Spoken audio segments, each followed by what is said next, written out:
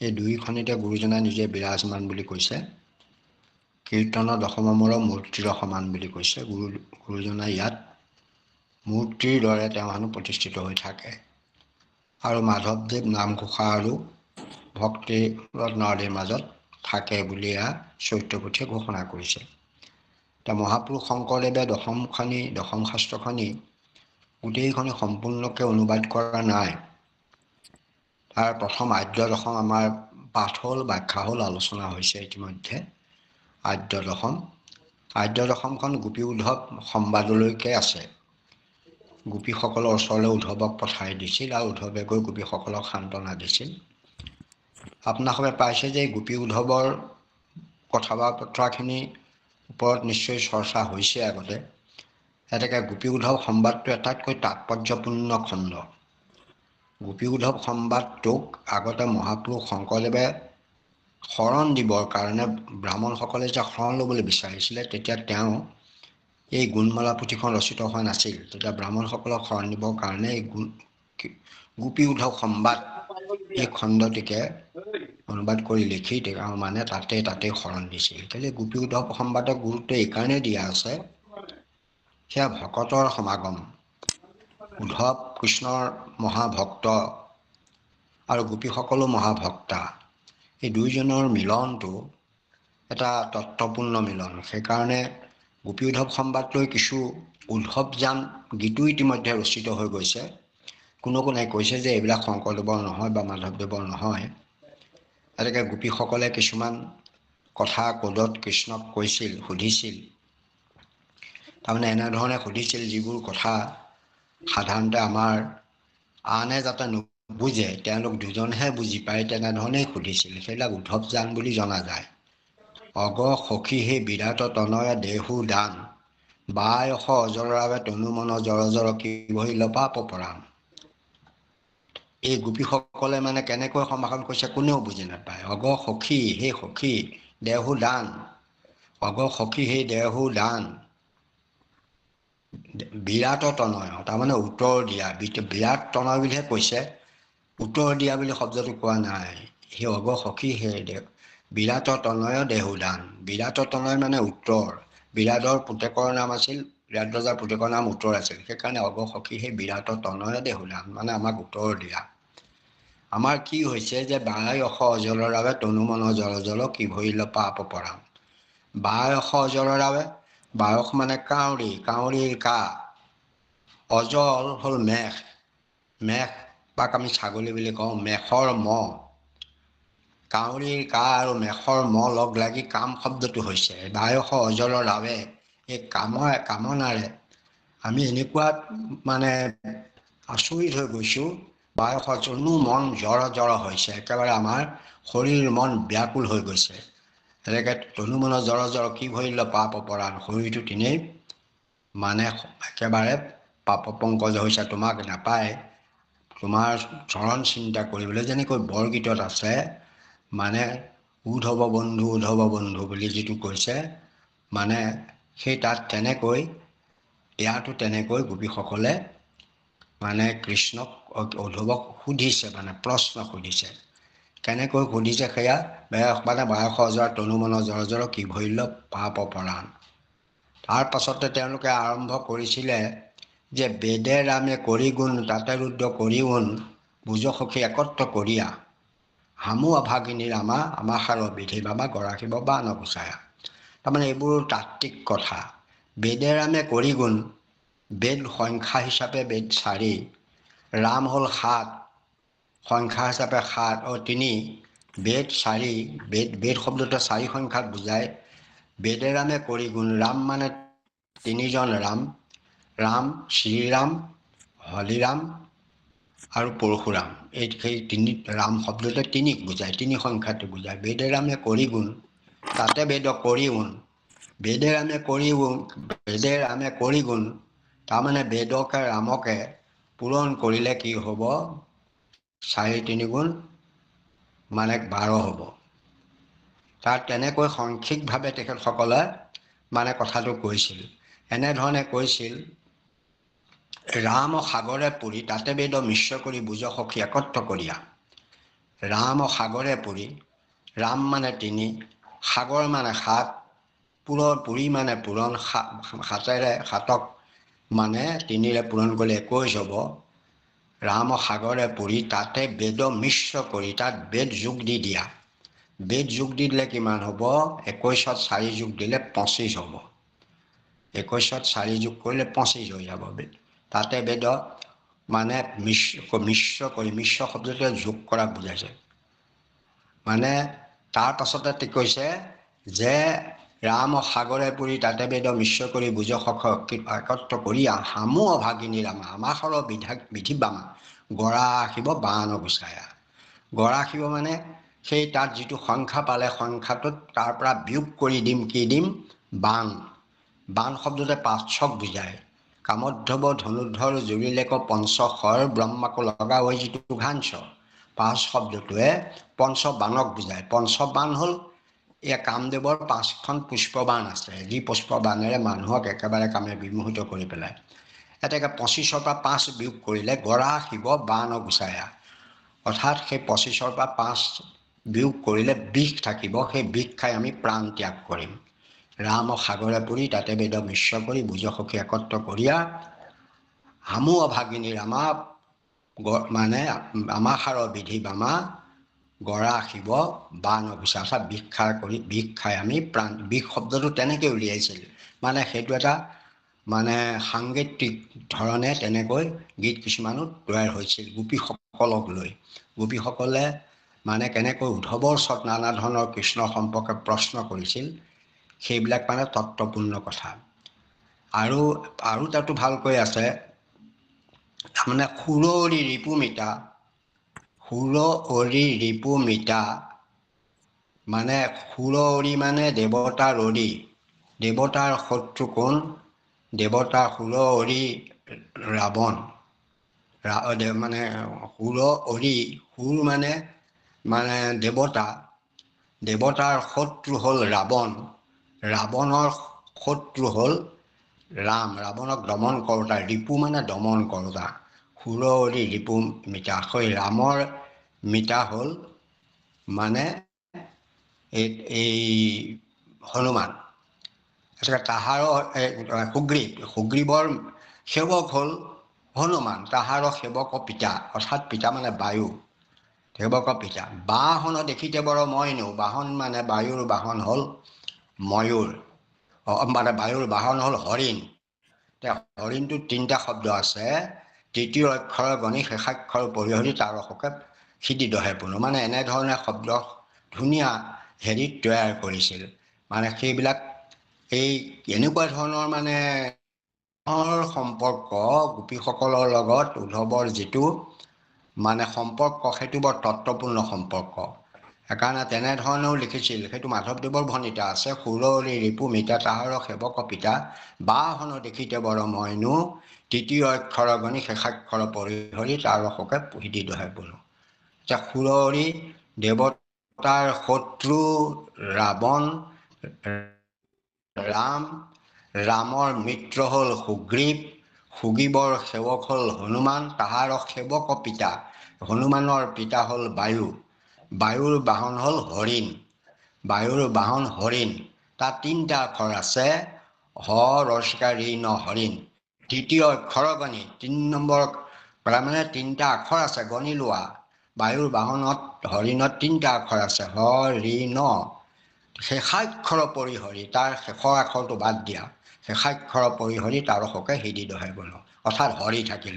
সেই হৰিৰ কাৰণে আমাৰ হৃদয় দহন কৰিছে। এনেকুৱা তত্ত্বপূৰ্ণ বহুত ধৰণৰ উদ্ধৱ জ্ঞান ৰচিত হৈছে।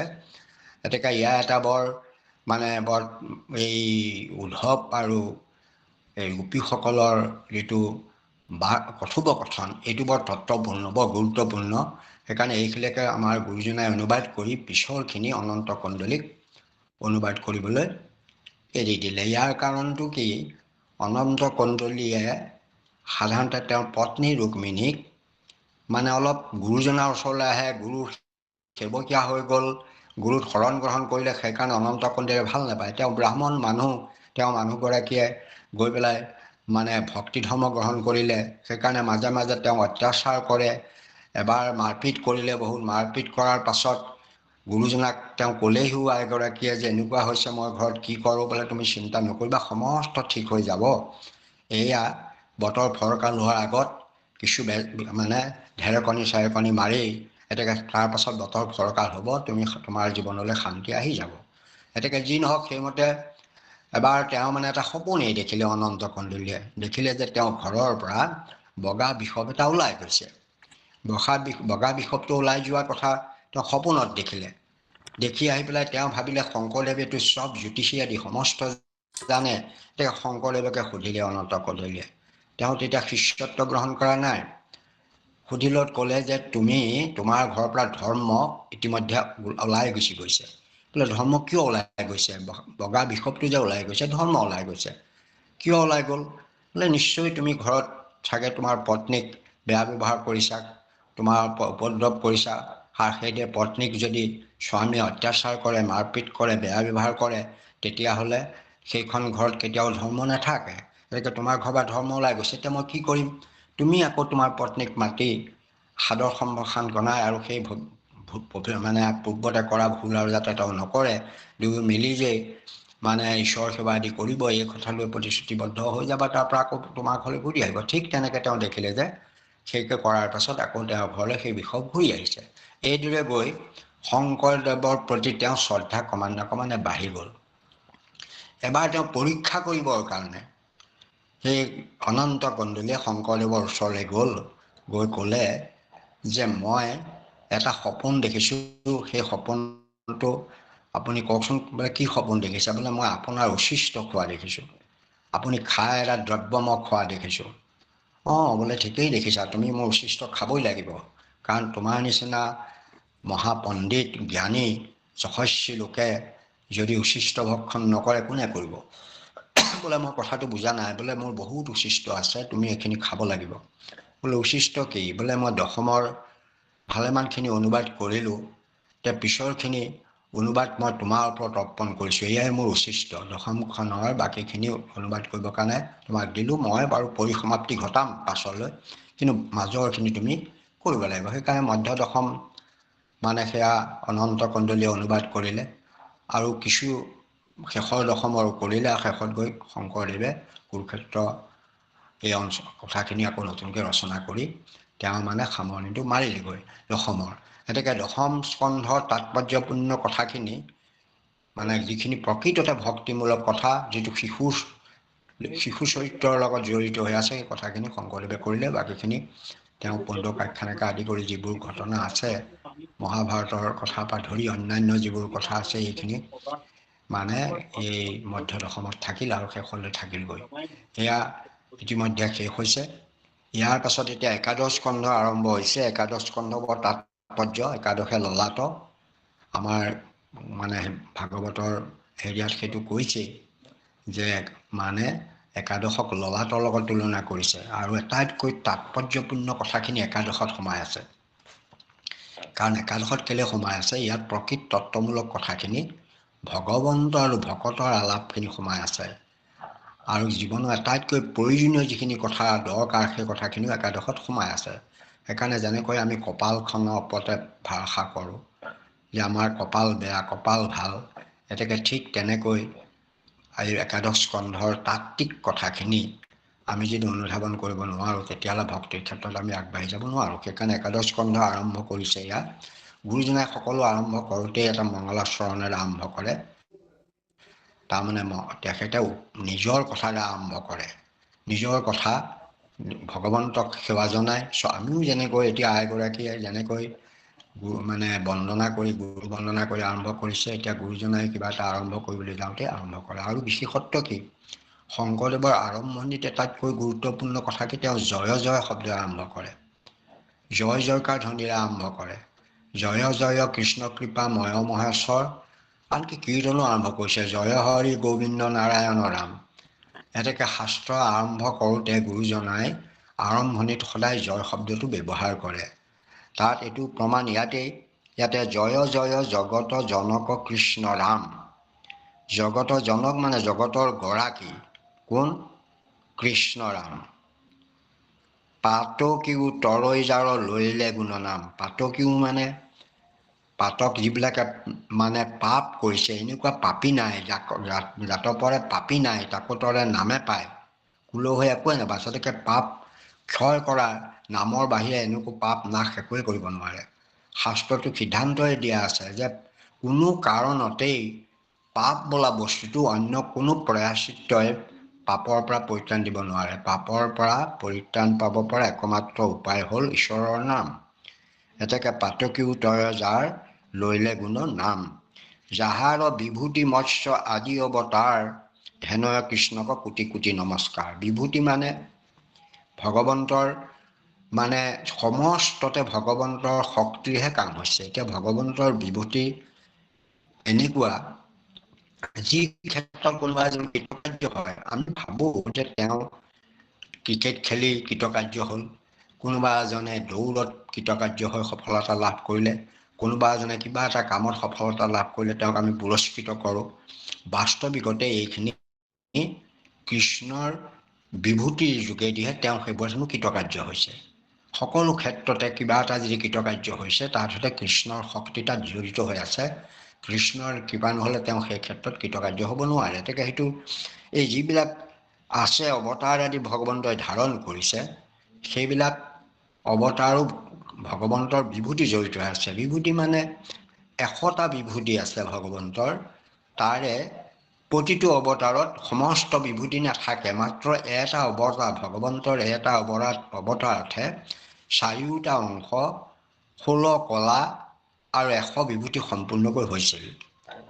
ৰামচন্দ্ৰই অৱতাৰটোত 3টা অংশ পাইছিল, 12টা কলা পাইছিল আৰু 75টা বিভূতি আছিল।